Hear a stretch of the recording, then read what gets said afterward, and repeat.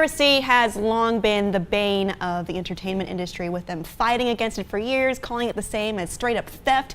You wouldn't steal a car, would you? But it's not the same, and it's not. And I think these big companies are starting to realize this, especially Warner Brothers.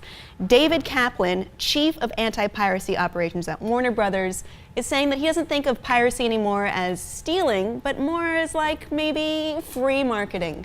It kind of tells him where the market is looking and what the how user he can demand change to further like do what the user wants, give the user what they want.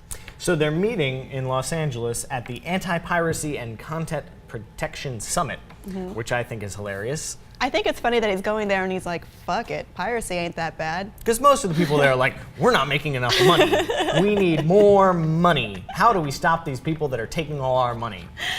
Well, what it shows is that they're starting to treat movie pirates as kind of like a proxy or a market signal, an indication that maybe what they're offering legally is not quite up to par, and maybe they should switch their strategy to further serve their market, which I think is very smart. The other way, I feel like fighting piracy or fighting movie piracy and television shows or what have you, it's kind of an uphill battle, because people, if they want to do it, they're going to do it. But if you provide something that is preferable and legal and easy, I think most people are going to gravitate towards that. I think this is really smart. Well, there's some good stuff in this article and there's bad stuff. Like the philosophy that the movie studio believes that they can beat piracy by competing with it and providing a better user experience. Great. That's what we've been asking for.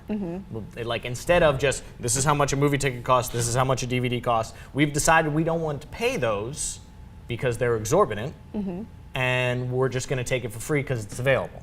That's sort of how it worked with the music industry when CDs cost like $20, $25. They did? Oh yeah, you don't remember that? Going to the wall and FYE and paying $20 for a CD with 10 tracks on it? I don't. It was ridiculous. That's why there was like LimeWire and Kazaa and I did have Kazaa. Yeah. But now with digital downloads and tracks costing 99 cents, things are better ostensibly. These companies are still making money hand over fist, but those peer-to-peer sharing services are much less popular for music as they used to be. And there's give me 1 second.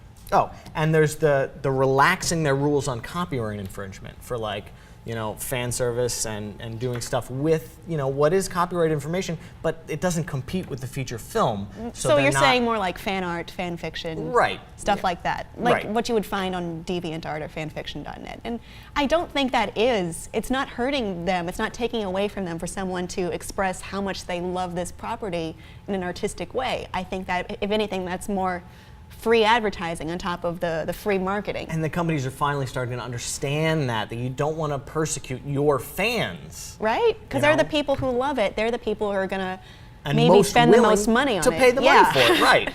Now what isn't so great in here is about the details of how they're going to do this. They say, is this on the second page? Well, they can't tell you all their marketing strategies.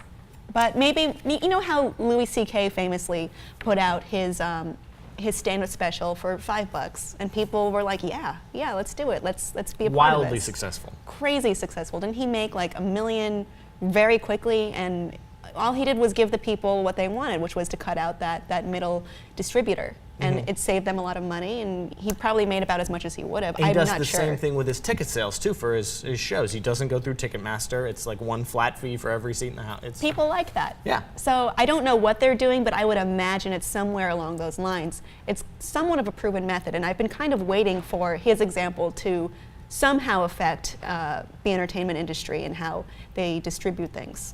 Well, see, the problem is that he's on such a solo level. He doesn't care about the money so much. He just wants to deliver a good product to his fans. There's no way that Warner Brothers or Disney or EA would ever be accused of, oh, we don't care about the money. They care about money. They're a business. They want to make as much money as possible. I think Louis does on some level care about the money. I'm not saying he's doing it completely altruistically. And I'm not saying they're not going to exactly do what he did, but I feel like that's a good, at least somewhat of a mold to sort of try to maybe emulate. There's no way they're going to release content for that cheap. He's sick of the bullshit that keeps his fans from going to his shows and buying his albums and whatnot. So he's So- found a way around that. I don't know that Disney and I think Warner they Brothers could wrap themselves have in a way motivation for like that. we're saying, hey fans, we love you. We're going to do this and cut out the bullshit because we want you to enjoy this. I feel like they could frame it that way, even if it's like the motivation is, let's make some money. So I don't know, but I feel like it would work,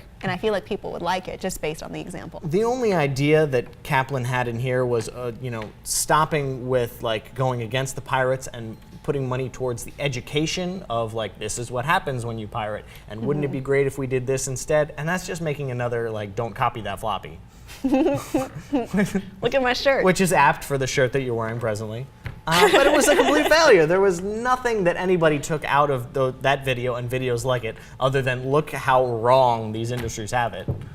They can't relate to us at all. Yeah, I so. mean, I did see a lot of stand-ups on that topic make fun of that commercial. You wouldn't download a car? Yeah, I would. I would if the way I downloaded a car was if I touched the car and I got a copy and the original car was still there and no one was hurt in the process at all. I would do that.